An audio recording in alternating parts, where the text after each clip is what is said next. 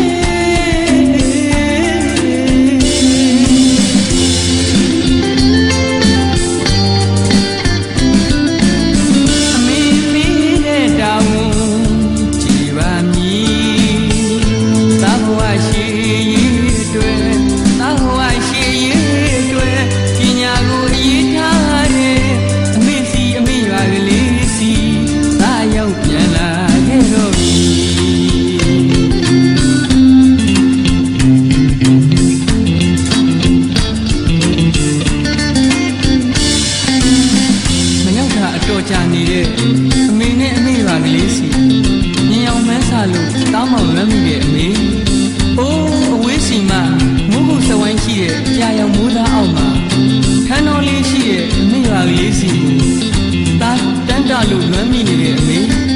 အိုးငယ်စဉ်ကလေးဘဝတုန်းကဆိုရင်အမေနဲ့အတူလေနေကိုတော်ရင်း